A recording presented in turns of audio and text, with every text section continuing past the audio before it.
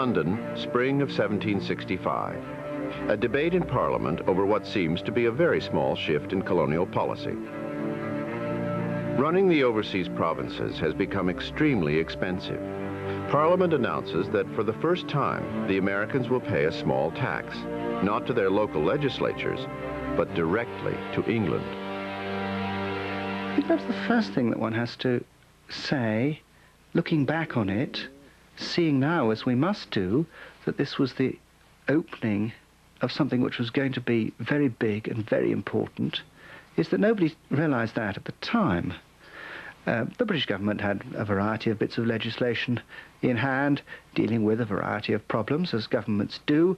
This was one of them, a moderately prominent piece of legislative programme of 1765, tidying up various details of the administration of colonies, but it wasn't really a subject of vast interest. It was rather technical. It was extremely remote.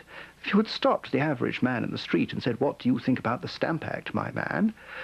He would have said, "What?" It is called the Stamp Act because taxed items will have to carry a stamp, paid for by the user. Test pressings are made, and the new tax is set to go into effect in the fall. It takes 6 weeks by sailing ship for news of the tax to cross the ocean. When it arrives, the news creates a firestorm up and down the continent. For the colonial elite, the men who run the local legislatures, the Stamp Act is an outrage. It seems to confirm their worst suspicions, that they are not respected in England, not worth even being consulted about this change in policy. George Washington is a delegate sitting in the Virginia legislature. The Stamp Act, imposed on the colonies by the Parliament of Great Britain, is an ill-judged measure. Parliament has no right to put its hands into our pockets without our consent. Even royal appointees like the highly regarded Thomas Hutchinson, Chief Justice of Massachusetts, are upset. You must not deprive the colonies of their right to make laws for themselves.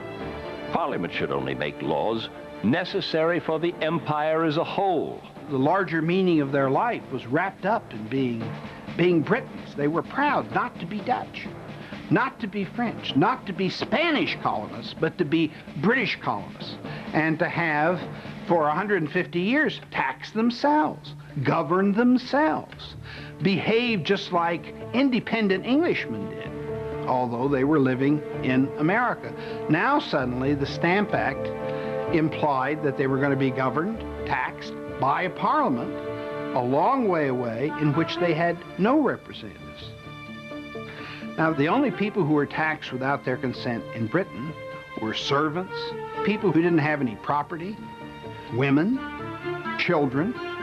And so the Stamp Act seemed to Americans to reduce Americans to the same status as servants and women and all those dependent people who were civilly emasculated. That is, they didn't have any public role in their own governance. George Washington and other colonial leaders clearly see what will become of them unless they take action. A line should be drawn between Great Britain and the colonies, clearly establishing our rights. We must either assert our rights or submit and become tame and abject slaves, like the Negroes over whom we rule with such arbitrary sway.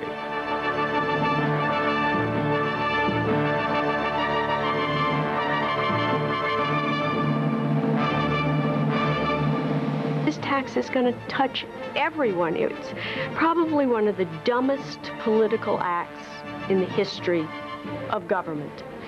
They tax dice and cards. So the rowdiest group of people there are in the world, sailors in port with nothing to do, are going to be angry. They tax legal documents, which means that lawyers, the most articulate and argumentative people in America, are up in arms also. If the stamp man tells you to kiss his ass, shall he get away with it and live? Don't let your courage cool, or a few bullies scare you. We've nothing to fear but slavery. Love your liberty. and fight for it like men who know its value. Once lost, it will never, never be regained. The question, in any case, was never the immediate amount of taxation that the British were asking of the colonists. The question was whether the British had the right to do it at all. We are talking about people with enormous sensitivity to the dangers of power. If you conceded the right to Parliament to tax, and if there was no check on it, no limit, it could go on indefinitely. You could be bled white. The power to tax was the power to destroy.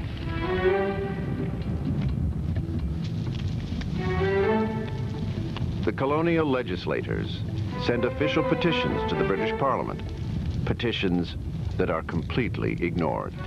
The colonists had been saved from the spectre of the French and Indians, and there certainly were a lot of people in Britain who thought that they should be properly grateful for all this effort that had been expended on their behalf, mostly at the expense of the British taxpayer, and that it wasn't unreasonable that they should pay a modest share, a great deal less than 100%, of the cost of imperial defense in the future.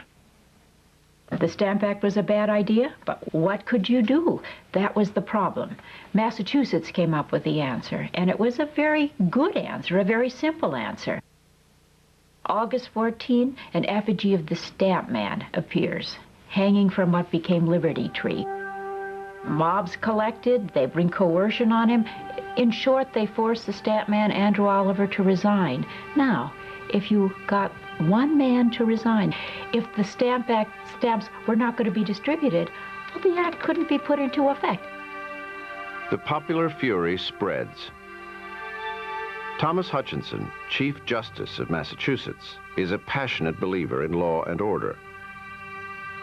Privately, he is against the stamp tax. Publicly, he makes it clear that he intends to enforce it. On August 26, 1765, a mob assembles outside his house, one of the most elegant in Boston. Hutchinson and his family have just finished high tea.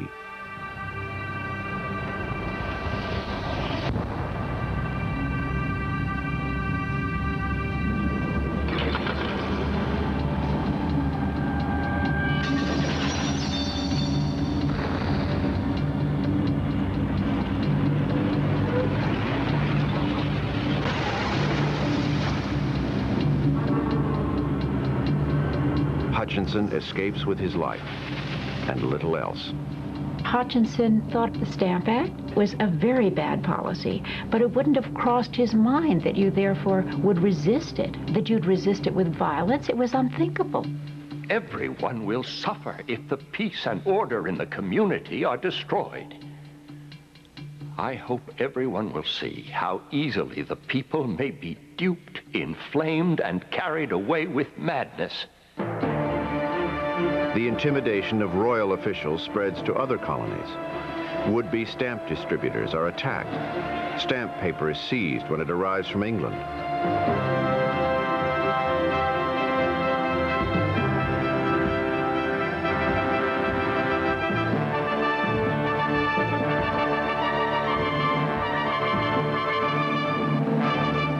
Colonial leaders propose a joint boycott of British goods. A Philadelphia lawyer, John Dickinson, supports this idea. The taxes and duties imposed on us by Parliament must be instantly opposed. The only effective opposition is through the concerted efforts of all the provinces. By uniting, we stand. By dividing, we fall. In faraway London, Benjamin Franklin is surprised by the fervor of colonial reaction to the tax. Moreover, the crisis is interfering with important business he has before the government. He lobbies for the repeal of the Stamp Act. He reminds the parliamentary committee that the colonies are England's biggest market. Our buying your manufactured goods depends very much on our affection for you. Pride will induce Americans like me to wear our old clothes. And when we buy new clothes, they will be made by us. Franklin has powerful allies in Parliament, among them Edmund Burke. What are we doing with our constant insisting on taxing the Americans? We're not getting any revenue from them. Instead, we're pushing them to disorder and disobedience. You can wade up to your eyes in blood and you'll be back where you started, with no revenue. We make money from trade, not taxes. Let the Americans tax themselves. The pressure brings results. In February 1766, Parliament repeals the stamp tax. Throughout the 13 colonies, there is a sigh of relief. Americans look around the world and think how lucky they are to be the subjects of King George III. In a time when the French king regards himself as the direct representative of God on earth, when the Spanish king can tax his subjects without limit, and Catherine the Great of Russia deals with political opponents by cutting off their heads and displaying them at the end of a stake, the British king stands alone.